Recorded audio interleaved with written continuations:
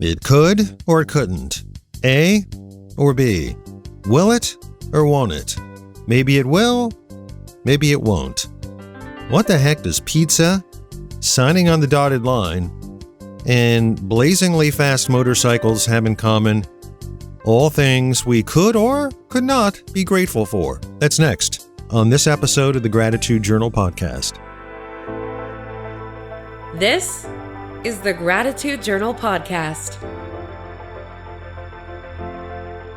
If you happen to hear any kind of pounding in the background, that's probably Donna finishing up the ark that we've been building, because it has pretty much rained pretty much every day for the last 3 days. In buckets sometimes, in little drizzles in others. At any rate, it's a pretty crappy day weather-wise here in Northeast Ohio, as yours truly, Matthew, awaits to ascend the basement layer to get behind the lawnmower, because the lawn really needs it. It's really green, and it's really thick, and it's really long. And that's what happens when you have several days of fairly intense rain. Maybe not in all parts of our area, but certainly here at the domicile that houses the Gratitude Journal podcast. The podcast designed for me to dig deep, to try to show you some of the ways that I've been trying to find gratitude, so maybe you in turn can find the gratitude in your own life and then pass it on. You know, one big daisy chain, one big domino theory, where we all just kind of find things to be grateful for. It was on Memorial Day Monday. This is Thursday. It was on Memorial Day Monday that we sat outside in the deck of our niece Lisa's house, and it was amazingly nice. I mean, really a picture-perfect day. It had a little bit of coolness to it because they have a pool. I don't swim. I drown.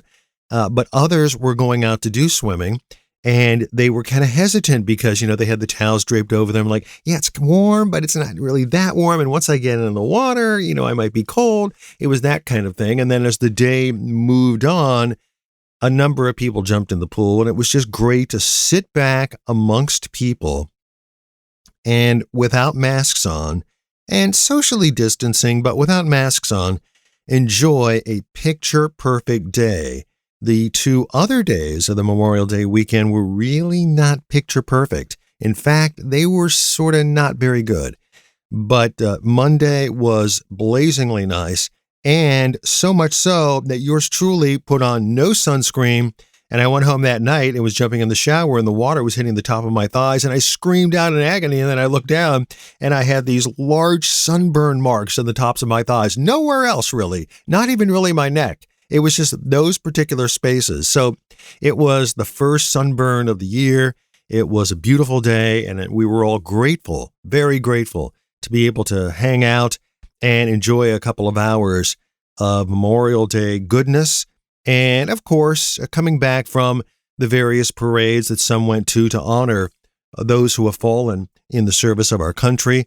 My wife and I usually venture out to a cemetery every Memorial Day Monday to visit her father's grave, who was an Army soldier. And that is our way of honoring those who have given it all for the benefit of us. And for that, we are very, very grateful.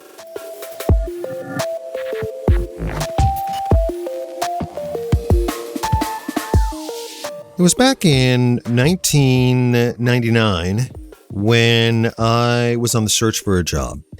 And I was on the hunt for a position at a radio station where I could craft commercials and write commercials and other promos and imaging pieces to be used on the air at a radio station, back when radio stations actually hired people. And I had been working for a group of stations in Cleveland, and it looked like the number of stations housed at various locations around the city were going to combine their resources, and they were going to move into a singular building. And that would require eliminating some positions. And I was told, sort of through the grapevine, that because I had joined the crew there in Cleveland, really a dream of mine to work in Cleveland, I was told kind of through the grapevine that I might want to start looking for something. And unlike what it is today in 2021, it was a situation then where radio positions were fairly plentiful. And so I began to look. And since there wasn't anything available to me in my specialty, in my area, I again began to look outside of the area, which meant moving. And one of the radio stations that I had interest from was an ESPN station in Chicago. And this was very big for me because I had never worked in a market that large before. I had worked in Washington, D.C. several years prior to that, but I really had worked as an on-air talent and not within the field of specialty where I was interested, which was really working in spoken word formats like news, talk, and sports. And so I had some interest from the ESPN station in Chicago.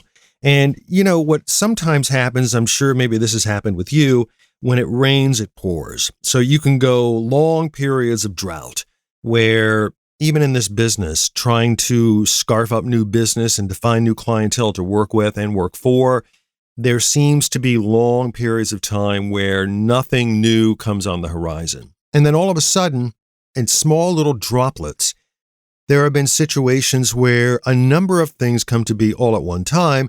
And then you have to pick and choose your battles, right? And this was one of those situations. It seemed like everything I was sending out was garnering interest. And this was a very huge deal for me. So somebody had recommended me to the folks in Chicago. And while I was preparing for this interview and flying to Chicago, I got another phone call from a group of stations in Washington, D.C. again. And so they were asking me about my role at the stations in Cleveland, and they were very interested in bringing me on board to interview. And so I did. I went to an interview in Washington, D.C., and I liked these folks immensely. And it was good to be back in an area where years before it had tested my mettle because I really had never been away before, and it was very challenging for me on a personal level. So I was interested to see how much I could change and how much it had changed. And really, in the span of a couple of years, the situation in D.C. traffic-wise had changed, the situation money-wise had changed, the situation population-wise had changed. Really, in that short amount of time, D.C. was exploding, but the station was exciting. They had the Washington Capitals, and there would be a lot of opportunities to do some interesting work, and I really enjoyed the people with whom I interviewed. Several days later, I was flying out to Chicago for that interview. So the people in Washington, D.C. were like, well, you don't want to go to Chicago. I mean, you want to stay here. And I said, well, I already told them I was going to talk to them, so I think I owe it to myself to do that. And they understood, and that was fine.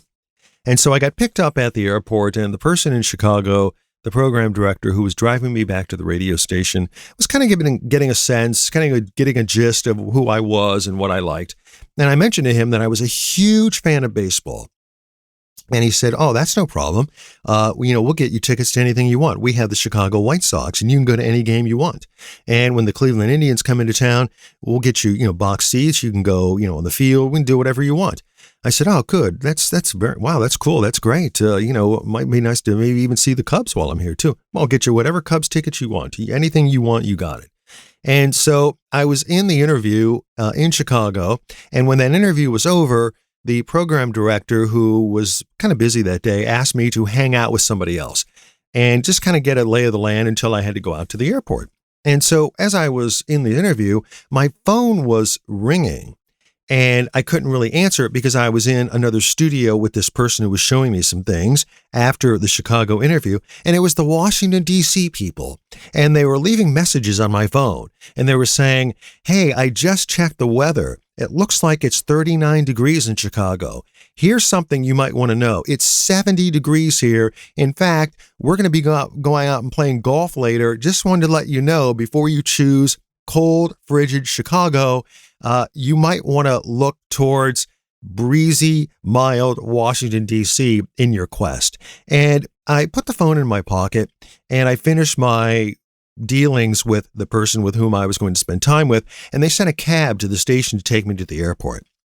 And as I was sitting in the cab, I was riding to the airport and I was looking around at the tall buildings of Michigan Avenue and really just soaking up the ambiance and thinking to myself, you know what? This is a great time to be alive. This is a great time to be alive. It's a great time to be wanted, to be appreciated.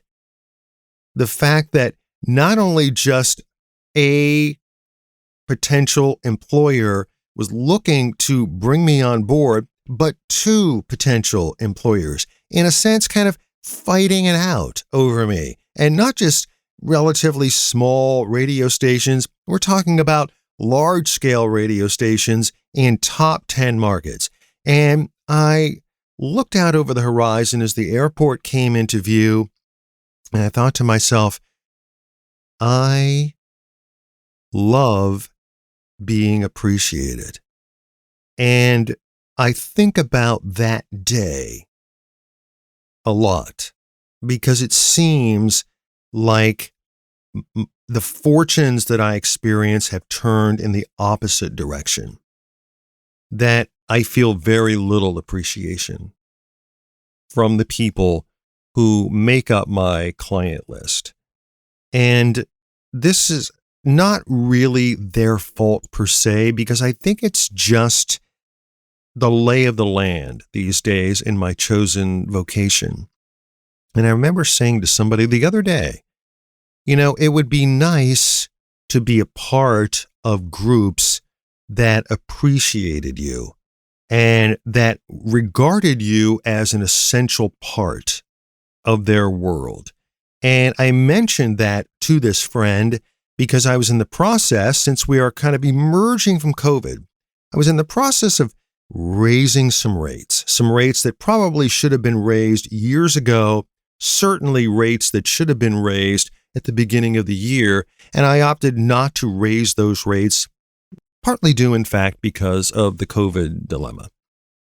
And so I think to myself, that was then, and this is now. And I wonder if that sense of being appreciated will ever come back in my working life. Will it ever make an appearance again in my career?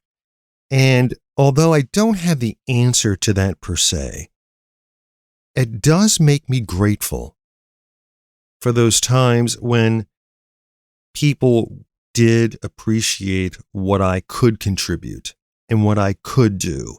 And not that all of those instances necessarily revolved around people competing over my services, because I never really regarded myself as the best at anything. But it certainly was nice to know that your work was appreciated to the extent that somebody would actually fight over you. And I wonder if that will ever happen again. If it doesn't happen again, I do think there will be a tinge of sadness, and I'm prepared for it not to happen again. But it makes me even more grateful, and it gives me the ability to express even that much more gratitude for those who have appreciated the work that I've done in my working life as far as my career, and for them to show that appreciation. Will it happen ever again? Hard to say. I don't know.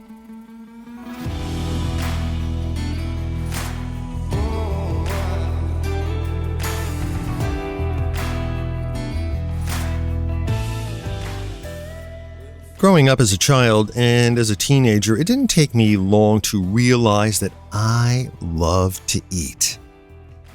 I always have struggled with weight. Even as a child, certainly as a teenager, into my middle years, and to this day, I struggle with it. It's just a byproduct, I guess, of who I am. Now, there are some who have a metabolism that allows them to overcome this.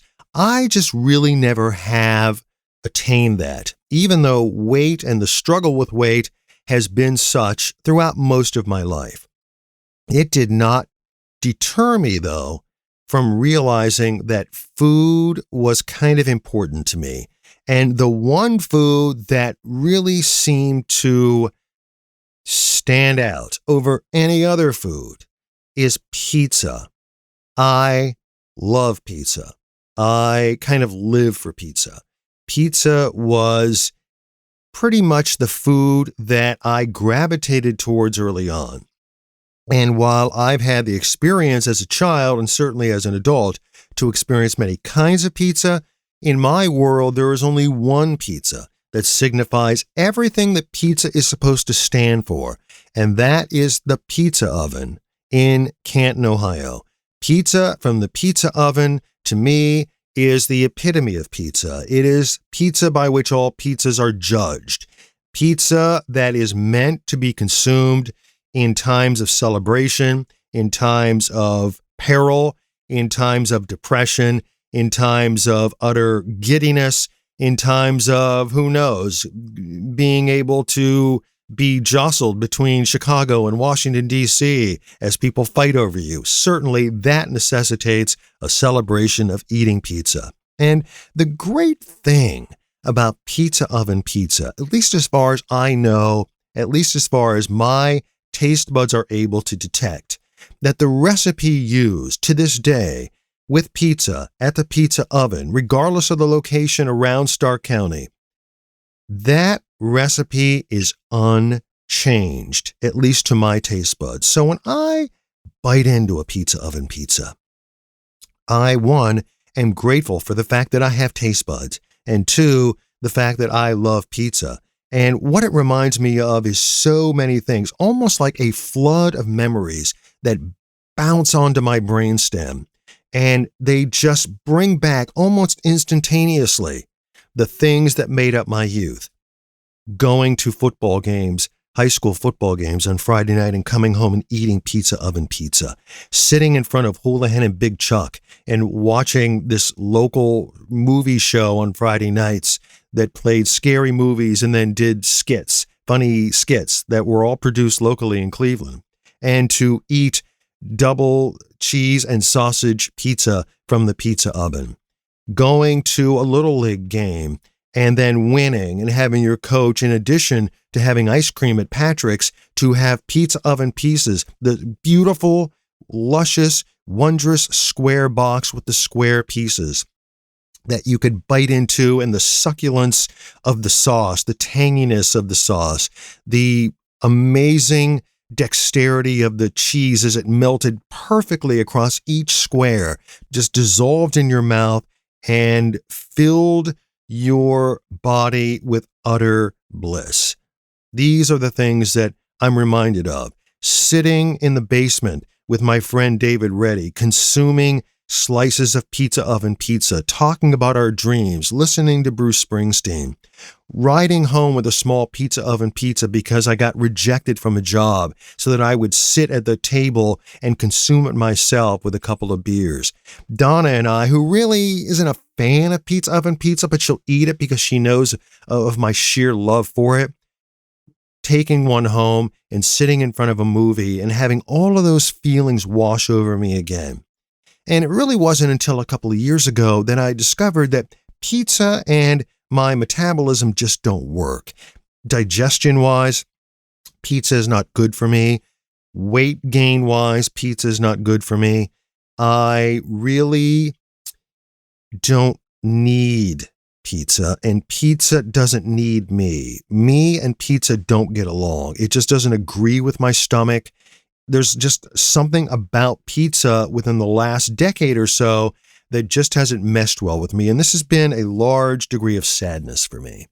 And so I sometimes wonder, will I or won't I? Will I ever experience the joy of pizza oven pizza again without feeling dramatically worse health-wise? And last week when we went to my sister's wedding, I was standing outside with my brother Patrick. And Patrick also was a fan of pizza oven pizza. And we were talking about the fact that we were cooped up and now we were able to maybe stretch our wings again and go out. And he said, I'm going to have to come up to your house. It's been a long time since I've come up. And I said, hey, yeah, come on up anytime. If I'm not working in the basement lair, I'm around. And he said, you know what I'm going to do? I'm going to bring a pizza oven pizza. And I said, oh, no, really? I haven't been eating pizza. Like, it doesn't agree with me. He goes, well, it's pizza oven. I said, I know, it's just pizza in general. What do you mean pizza in general? What other kind of pizza have you had? I said, none really. I don't eat other pizza. I try not to eat other pizza. I mean, I've had other pizza, like Giannino's or Leonardo's, but and Luigi's, which is famous here in Akron, but it's not pizza oven. And he said, listen, I'm going to come up. I'm going to bring a pizza oven pizza, and we're going to have pizza oven pizza. So my goal is to not feel ill after eating pizza oven pizza, but I'm grateful for all the times that I did get to eat pizza oven pizza, because I know once he brings it up and that sauce rolls across my taste buds, it's going to bring back an enormous flood of memories. And I don't know that I'll ever be able to eat pizza again because of my digestive makeup, but I'm grateful. One, because the pizza oven still exists. And really, just to drive into one of their parking lots and just walk in and inhale might be enough. It certainly wouldn't make me ill. I know that it would make me almost in a catatonic state because of all of the rush of memories that it would bring back. But two, to know that I had this morsel of food, and I know we connect food to events.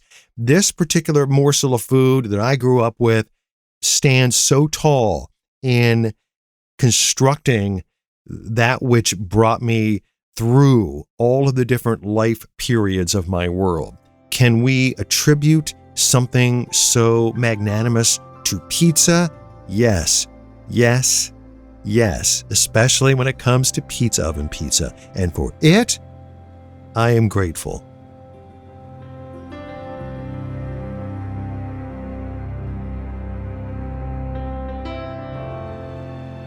I have a very tough decision coming up, and I walk past the decision just about every time I go out to the car.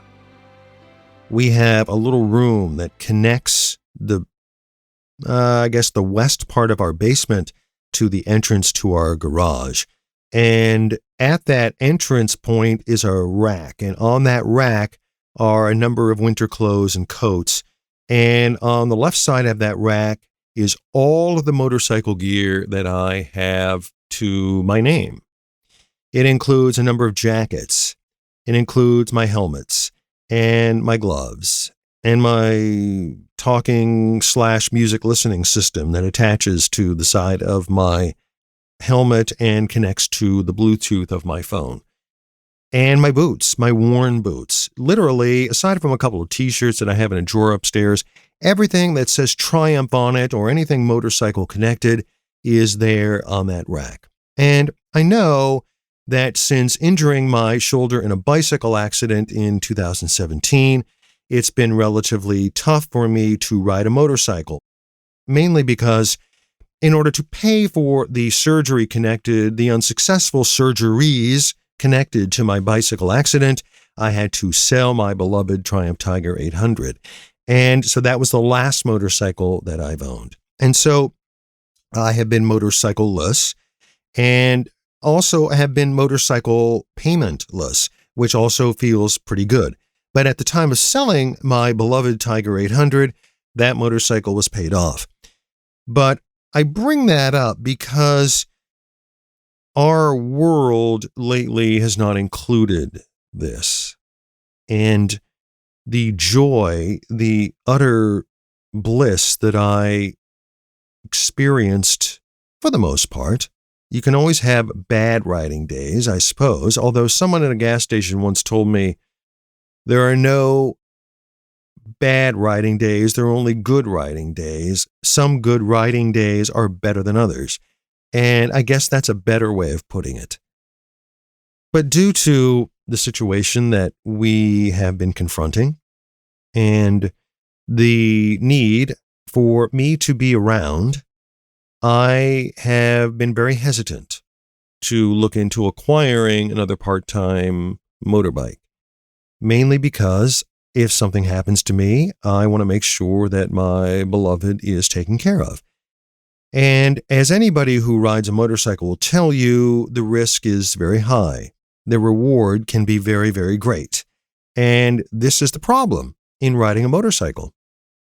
So I have been struggling lately with the fact that is it possible that I may never ride a motorcycle again? And sometimes when I'm laying in bed at night, I'm trying to go to sleep, I wiggle my left foot as if I were activating the gear shift. And my left hand squeezes the lever in anticipation of shifting gears. And my right hand, of course, moves in that throttle position, and I can feel the bike leaning into a curve and coming out of a curve and going up a hill. And I can sense my brain going into overdrive in anticipation of what might be above that hill. And I can see the landscape broadening out in front of me. That sense of peace and tranquility. When you gaze from left to right, you're fairly certain a deer is not going to run out in front of you, at least at that particular time. And it seems like everything is right with the world. Like there is no bad. The hum of the engine gurgles underneath you. And with earplugs in, there's certain audio frequencies that are diminished and certain that are accentuated. And it produces a kind of a rumble. And it's almost sexual in nature. And as cars are flying past you, you begin to experience both danger and tranquility. And both of them mesh together at the same time. And this is what makes motorcycling so amazing. And I wonder if I'll ever experience that again. And so I sense almost uncountable levels of gratitude. One, that unlike so many people that I know, I was never involved in an accident, which meant I didn't lose my life. And two, that I was able, even though it was late in life, to experience the thrill of being on two wheels, the thrill of being unencumbered by steel surrounding you, the thrill of gearing up as properly as you can to do battle with the elements, because rain is way different in a car than it is on a bike. Stones, pebbles gathering in the corner of an intersection are way different in a car than they are on a bike. The white lines painted at an intersection when it rains are much more slippery on a bike than they are in a car. And the joy, the utter glee of dropping your left hand down to the road and waving to a fellow motorcyclist who's coming in the opposite direction and who does the same for you. There is a camaraderie there, the camaraderie of danger, that really is not connected to any other facet, at least of my life. And so this joy that is received, this gratitude that I feel for having had the opportunity to experience this, I wonder if I will experience it again. It certainly is it could or it could not a situation.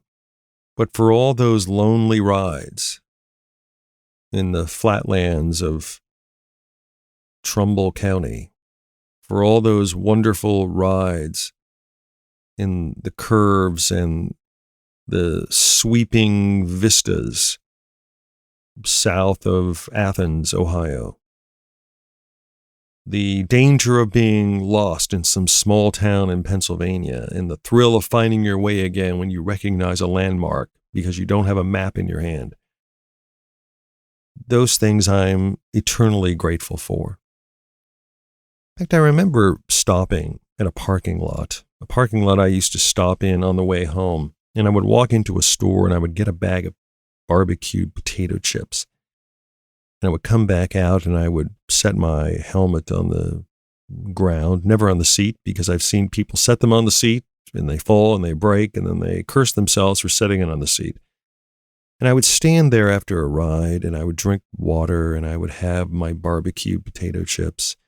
And I would look out as the cars passed and I would think, I can't imagine spending a beautiful day, aside from sitting next to my wife in a park, I can't imagine spending a day in any other way. And why did I discover the thrill of this hobby at such a late time in my life? And I think about that now and I ponder a sense of gratitude that maybe some person texting on their phone, pulling a left in front of me may have ended my motorcycling career early on. Maybe I would have hit a patch of manure riding on the roads down in Amish country, and perhaps my bike may have swerved out of control, and I may have been injured, maybe catastrophically, earlier in my life. I don't know. But I'm grateful for having had the opportunity to ride. I'll be even more grateful if I have the opportunity to do it again, but I don't know that. And it's a decision that has to be made relatively shortly.